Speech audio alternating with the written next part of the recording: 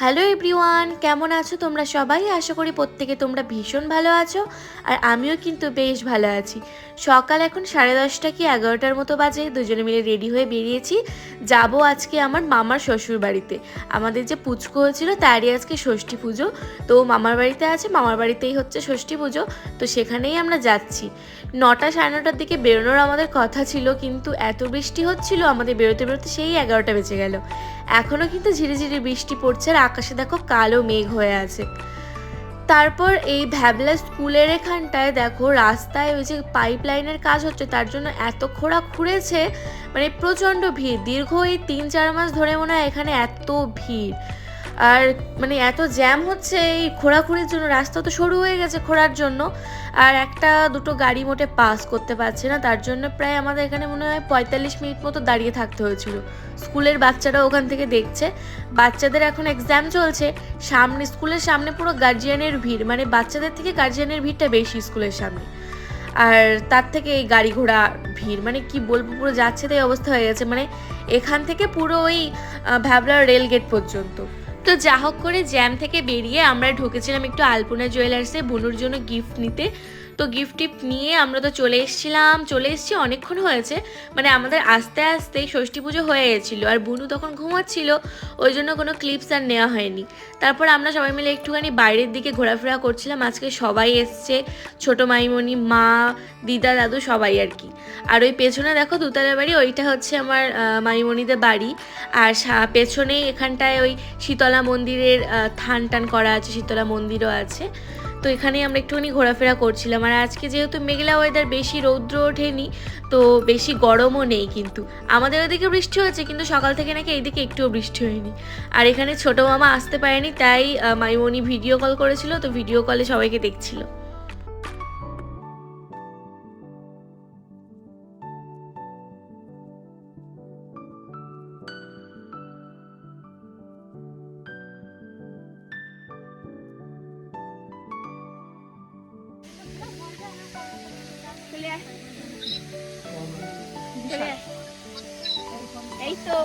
আমরা যখন থেকে এসেছি তখন থেকেই কিন্তু পুচকু ঘুমাচ্ছিল, আর এখন দেখো ঘুম থেকে উঠে পড়েছে।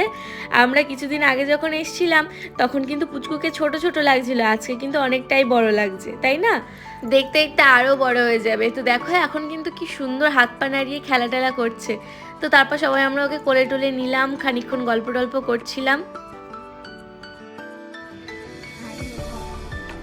পুচকুটা কই রে? ও পুচকু, ও পুচকু, হ্যাঁ বেশি বিরক্ত করবে না, দেখ যা। এ পুচকু, হ্যাঁ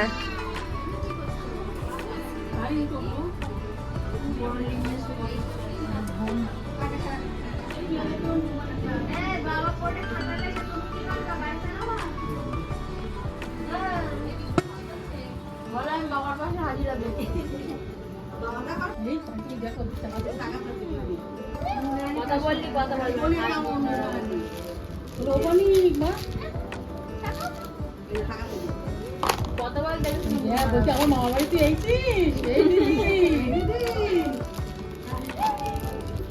বাবা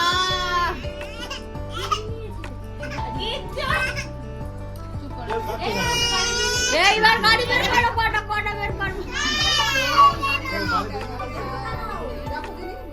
তুমি বড় তো,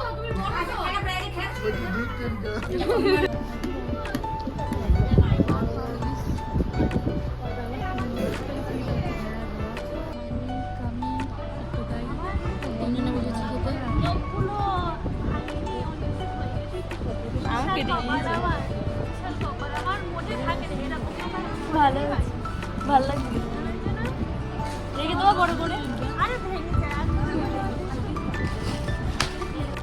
বাবা দাদুদের আগেই খাওয়া হয়ে গেছে, আর এখন আমরা খেতে বসেছি। মেনুতে কি কি আছে তোমাদেরকে দেখাবো। প্রথমেই পড়ে গেল দেখো সাদা ভাত, তারপর মুড়ো ঘন্ট ডাল, সাথে ছিল বেগুনি, তারপর ছিল সরষে ইলিশ,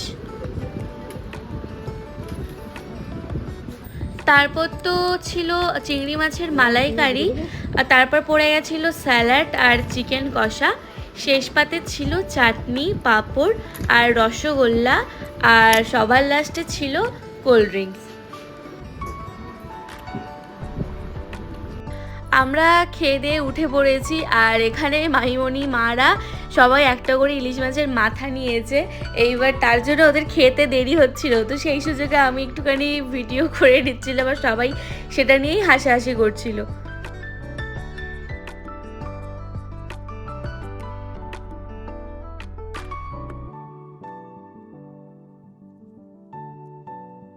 তো খাওয়া দাওয়া করে আমরা একটুখানি মাইমণিদের ওপরের ঘরে চলে এসেছিলাম রেস্ট নেওয়ার জন্য। ভালো টেস্টি, কতটা টেস্টি? ভালো? কোনটা ভালো, সাদাটা ভালো না কালোটা? কালোটা সব ভালো, সব ভালো। ভালো ঠিক আছে বাবা। তো ওই কাপড় এনে সুতির নরম কাপড় আনো নি?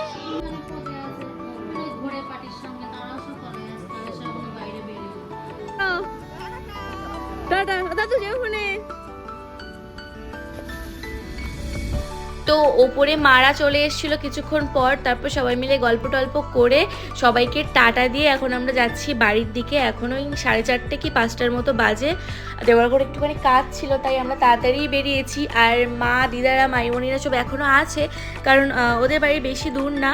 মাইমণিদের বাড়ি থেকে আমাদের বাড়ি ওই 30 মিনিটসের মতো, তো ওরা ওই বিকেল করে বাড়ি যাবে। আর দেওয়ার ঘর কাজ ছিল বলে আমরা একটু তাড়াতাড়ি বেরিয়েছিলাম। কিছু দূর এসেই প্রচণ্ড গলাটা শুকিয়ে যাচ্ছিলো, তাই এখান থেকে একটা জলের বোতল কিনে নিলাম। আর সামনে দেখো আবার প্রচণ্ড কালো হয়ে মেঘ উঠেছে, মানে আবার হয়তো বৃষ্টি আসবে। আর মাইমণিদের বাড়ি ওদিকে রৌদ্র উঠেছিল, ওদিকে আজকে সারাদিন বৃষ্টিই হয়নি।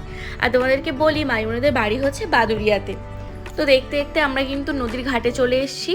নদীর এই পারের গ্যারেজে আমাদের 4 হুইলার রেখে এসেছি, আর নদীর ওই পারে গ্যারেজে বাইক রাখা আছে।